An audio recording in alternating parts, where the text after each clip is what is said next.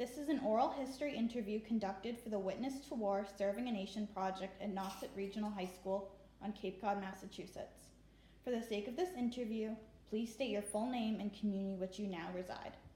My full name is Hovey, H-O-V-E-Y, and my last name is Eordekian. That's spelled E as in Edward, O-R-D-E-K-I-A-N. And where do you now live? Pardon me? And where do you live now? I live at 50 Wellington Avenue, Marston Mills, 02648. How did you end up on Cape Cod? Well, I had some friends that had a house in Old Silver Beach.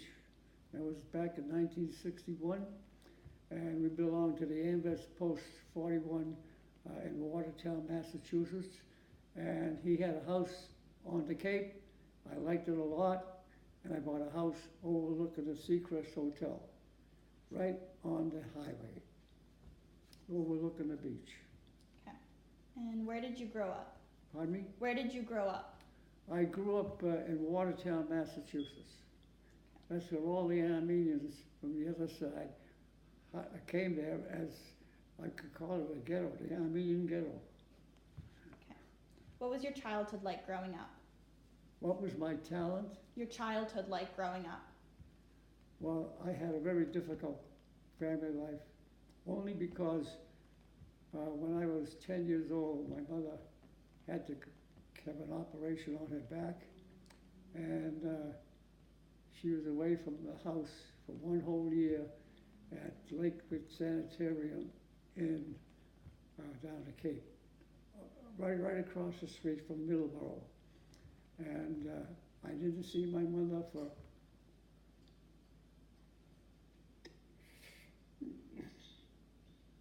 I'm sorry, I'm very emotional. I didn't see her for a whole year. And I lived by myself with my father. And he'd go to work at 6 in the morning, and I was left alone. And can I take a break a minute? Oh, listen, do me a favor. Help yourself with some water, will you please? Will you get me a bottle of water in the refrigerator? And help yourself to some water. I'm going to be very emotional. I'm going to tell you that right now. This is going to be very difficult for me. That's okay. Do you want me to move on to another question, or do you need Pardon a break? me? Do you want me to move on to another question, or do you need a break? Okay, you can get on another question. Okay. How did you end up in the military? Well, I graduated from Watertown High School in 1943, and I was drafted in the war, the Great Generation. And I graduated in 1943 from Watertown High School on June 8th. The next thing I know, I was in a boat, I was in a train going to somewhere I didn't even know where we were going. I ended up in El Paso, Texas, as a young kid, 18 years old. What were you most afraid of going into the war? What were you most afraid of? Everything.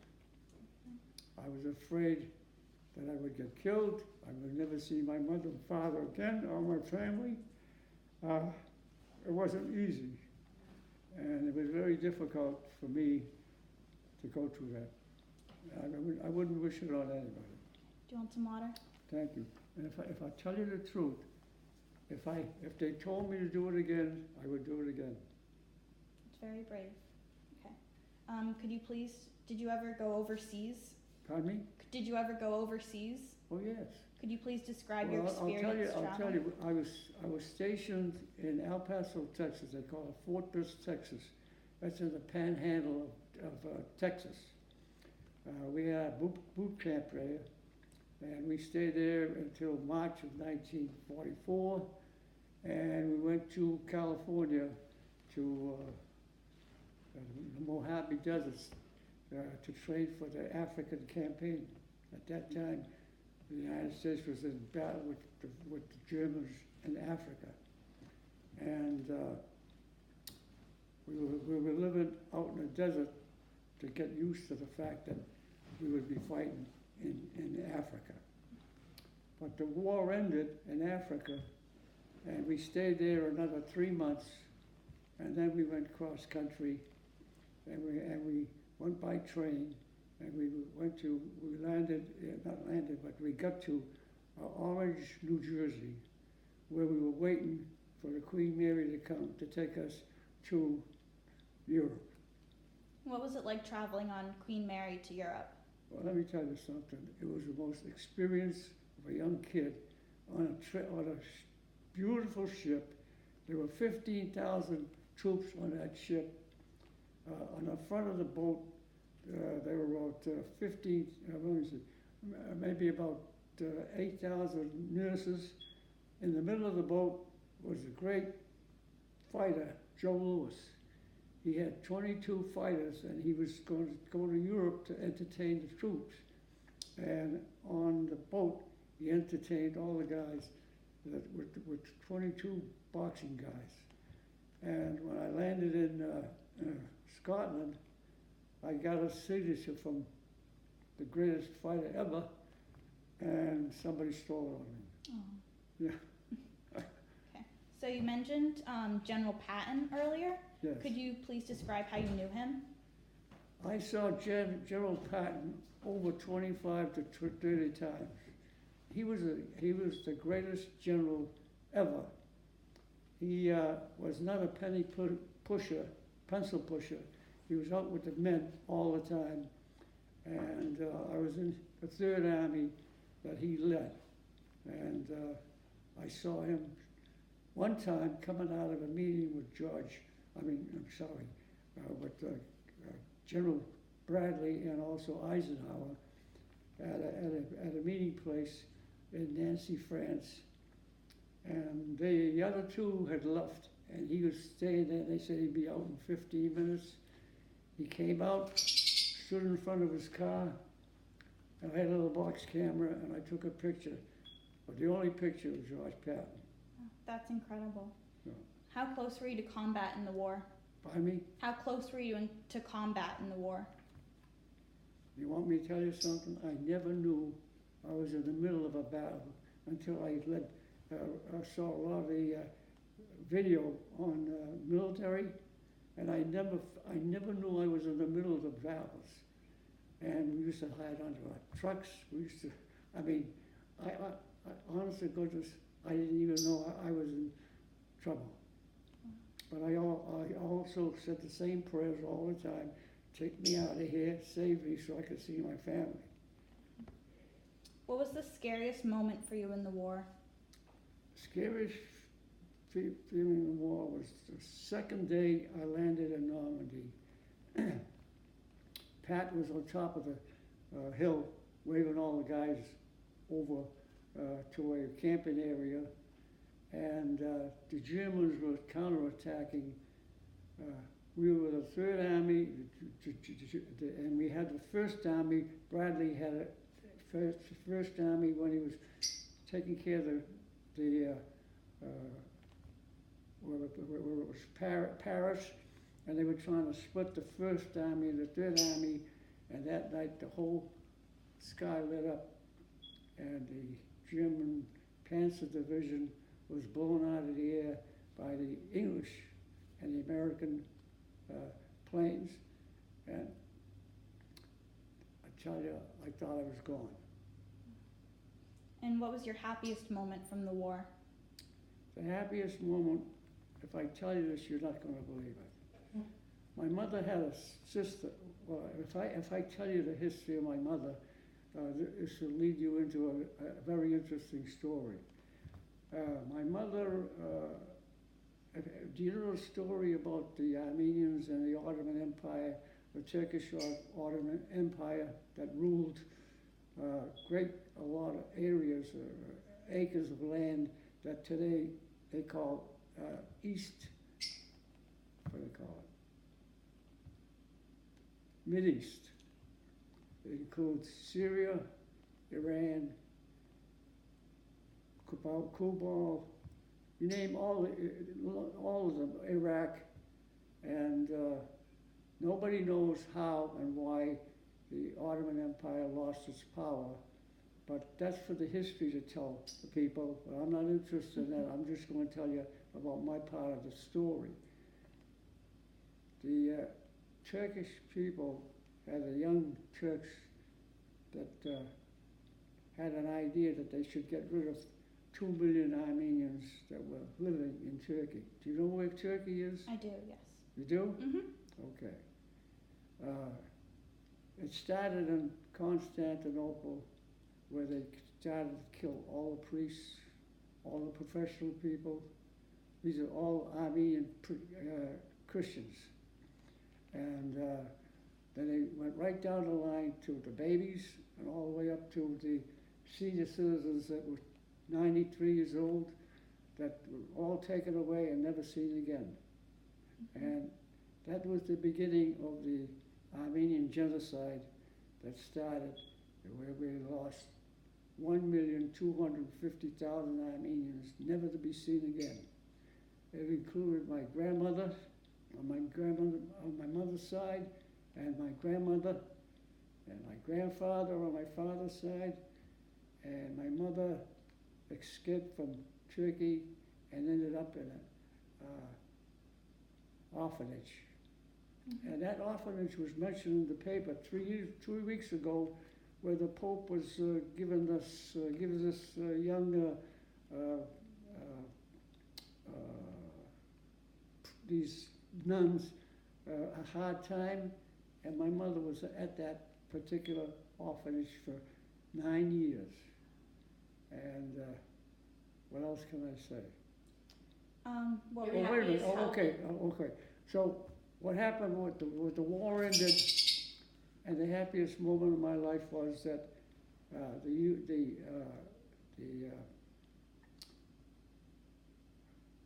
trying to think of the place. Anyways, they had a situation where the war ended, and we were waiting for our turn to go home. Mm-hmm. And I was in Munich, Germany, where I ended up. And there was a notice saying that anybody who wanted to go on a trip to Marseille and to the Riviera, they could go for 7-day free delivery. And on the way, I met my mother's sister in Lyon, France. That was the happiest moment of my life in France, where I never would have met my aunt, but I did, the whole family, and that was a very, very happy moment of my life. Okay. How did you feel coming home? I thank God that He kept me alive. That's all I can tell you. Mm-hmm.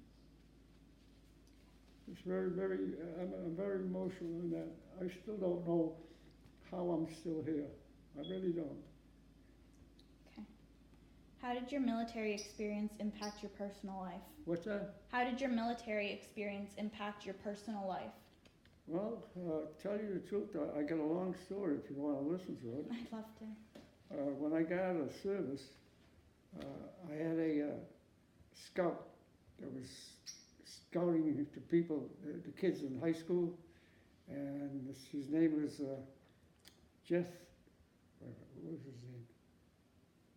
Jeff Jones, and he was going to sign me up with the New York Giants on the Polo Ground, when they were in the Polo Ground, and he gave me his card. His son, if you come back, call me, and we want to see what we want to take care of you. So when I got out of the service, first thing I did was call Mr. Jones, and he set me up so that I went to spring training with the New York Giants, not down in Florida, but in New Jersey, because the military had taken over all the baseball fields in Florida. So anyways, they signed me up for AAA, and I played up for 3 summers with the New York Giants team in Vermont. Wow. Now, wait, I haven't finished yet. Okay. So I decided that I didn't want to play baseball. I was dreaming my life to be a professional baseball player. And the reason why I stopped talking about baseball was because it didn't have a family life. And And I decided to go to school instead. And I went to Holy Cross, College of Holy Cross in Worcester. And I was the oldest one in my class. I was 23, a freshman. I did get my diploma, and this is hard for me, I'm telling you, it's very hard for me. I just want to take a rest, okay? What? I just want to rest a little bit. Okay. I don't know why, but I'm getting really emotional. Gee, this is a It's completely beautiful thing you're understandable. doing for me, I'll tell you that right now. I just can't take it. Do you want some more water? Well, yeah. Well, anyways, I graduated from Holy Cross, and this guy from BCK, Boston College, came in, and he drafted me in the insurance business, of all people. And I worked in the insurance business for 25 years, but I didn't like the business, because people don't buy something 16 miles down the way. When they die, they get covered. But people like to buy things from people that come to talk to them, especially when it means something nice to them, and it's a repeat business. The insurance business wasn't a repeat business. So I quit the insurance business, and I got into the building business. Would you believe that? And I built houses, and I did very well. Okay. If you could go, It's okay. It's okay. Yeah. what kind of relationships did you form while serving in the war? What type of Relationships did With you who? form with people, the fellow Army, while serving in the war? Well, let me tell you something. I belong to the AMVETS Post 141 in Watertown. It had about 350 Armenian veterans we had a building built in Watertown, and 2 years ago we sold it for $1,200,000. We're down to about 80 members now, and I'm still around. So I'm trying. If you could go back in time to the war, is there anything that you'd do differently? There's one thing I would have done differently, and it was a very sad thing. When we were going towards Germany, and we were right near Luxembourg, it was December 12th, 1944, and the weather was very cold, and we stopped in this little town. The store was a row of people that lived in them, and the captain said, everybody's got 3 people going to these houses. We had about 173 men went in these houses, and in this house that I was in, two of my fellow soldiers stayed in this house. Was a mother, 14-year-old girl, and a 10-year-old girl, and a grandmother. This grandmother used to get up at 5 o'clock in the morning and heat the stove so it would be warm. And I was in charge of supplies, and I left them potatoes, flour. I left them everything that anybody needed that they didn't have. And she used to be a great cook, and she used to cook these French pastries, unbelievable. And anyways, when we left, we thanked each other, and that was the end of it. But when I was going to the Marseille for the vacation, the cemetery for the men that had got killed in the service was in that little town. And they said, you've got 1 hour to go to the cemetery. And I said to myself, I think I'll go down to see Grandma. Well, I went down to see Grandma, and the mother said to me, I asked for the grandmother because she was a wonderful lady. And she says, Grandma has passed away. I says, oh, I'm sorry to hear that. Well, she said, 2 days after we left, the whole town, but while she took her children to school, raided the house, took all the food that I had left them, pushed the grandmother down, and she struck her head on the ground and passed on.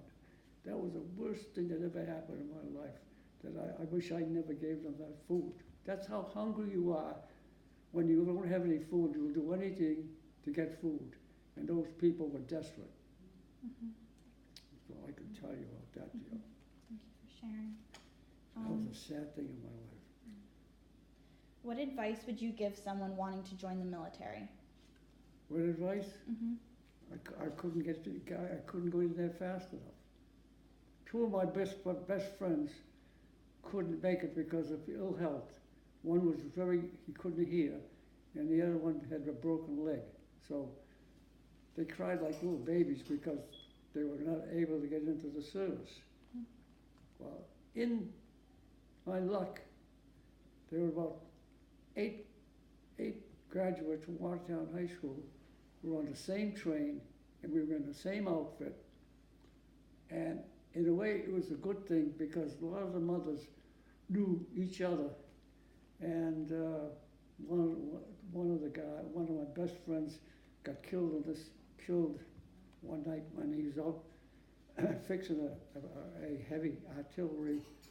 They stayed overnight, and the night before the Germans were there, they booby-trapped the building and killed my friend. So that was a very sad part of my life, especially when my mother thinks I'm in the same place that my friend is there, and the mothers are crying. I must have written 10 letters in a row telling my mother I'm okay. And I wasn't there at the time when my friend got killed. What else? Right? Am I doing all right? Yeah, you're doing perfect. Okay. Could you describe any other scenarios where you lost someone in your army or your group? My group? Yeah. Well, Paulie Marsubin, I got a picture of him right here. If you want to take a look at him. Mm-hmm. This is myself and Paulie Marsubin. Our post was named after Paulie Marsubin. And he was my best friend. And I have a picture of Paulie Marsubin and all my other friends right here.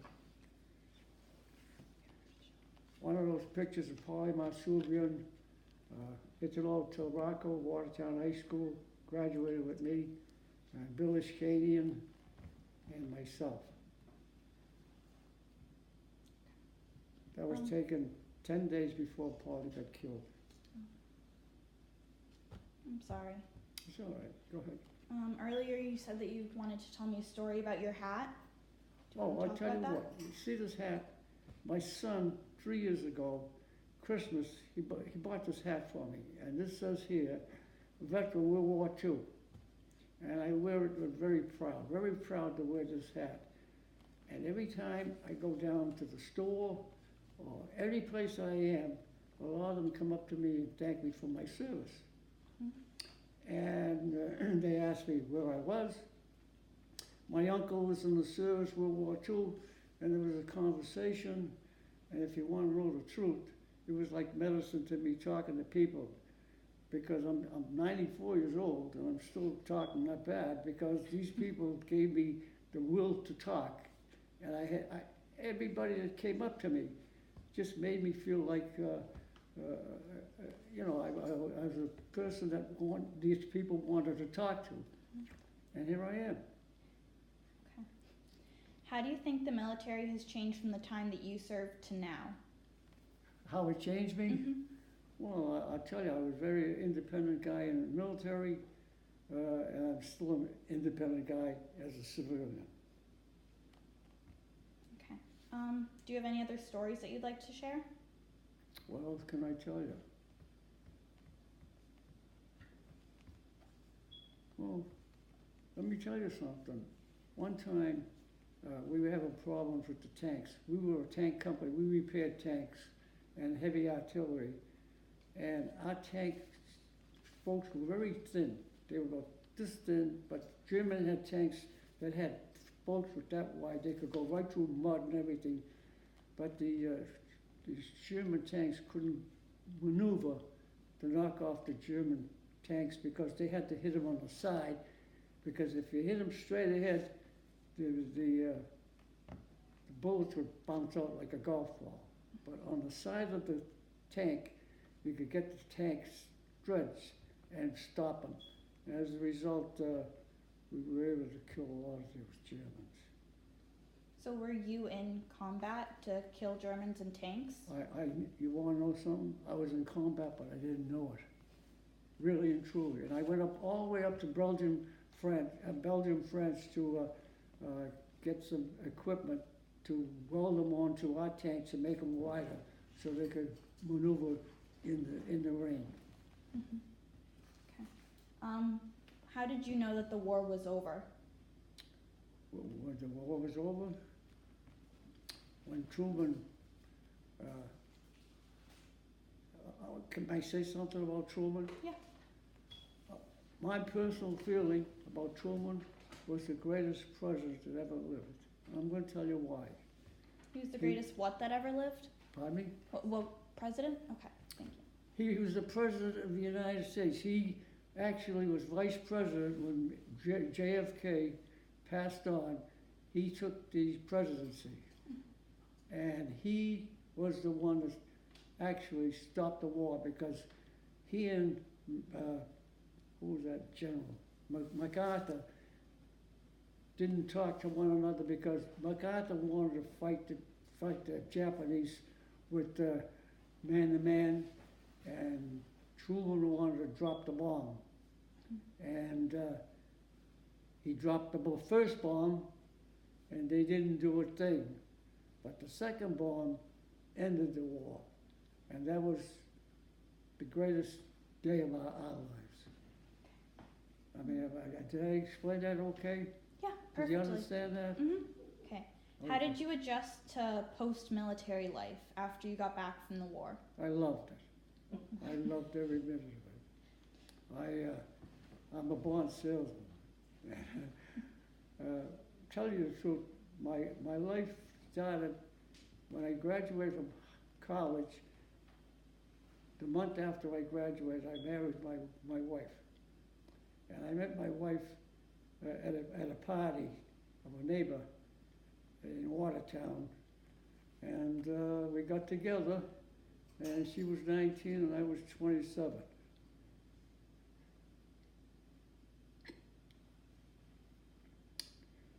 And we had 3 children. Hovey Jr. was the first one. He was born in 1953, and Jean was born in 1956, and my Chrissy, the house that I'm in, was born 10 years later, and he's 55 years old. Those are the 3 children I have. And my wife died 9 years ago, the greatest woman in the world. I just can't talk too much about that. That's okay. Thank you so Very much for sharing. Very difficult for me to talk about it. Mm-hmm. Anyways, I'm trying the best to keep calm, but I just can't keep calm. That's okay. Am I doing all right? You're doing perfectly. Thank you so much for agreeing to Take this. a deep breath, baby. Have some Okay. water. You never heard half these stories, did you? Shh. You're on tape. Okay. If someone called you a hero, what would your response be? If somebody what? Called you a hero, how would you respond? I don't think I was a hero. I don't think so. I just did what I was supposed to do, and whatever they told me to do, I did. And if they call me a hero, well that's my hero. Today I'm my hero. But whatever they told me, I did, and thank God I'm here. And I can't believe it. I'm still here. Well, you sound very brave from the stories you shared. Thank you so much. Well, thank you very much for coming. I really appreciate Nauset High School interested in World War II memorabilia. I have a lot of pictures here. If you guys want to take a look at them, you can take Do a you look want at to them. talk about any more of the pictures? I have a lot of pictures right here. Take the, that's the school, that's the Holy Cross. Okay. If you want, there's a lot of military pictures there.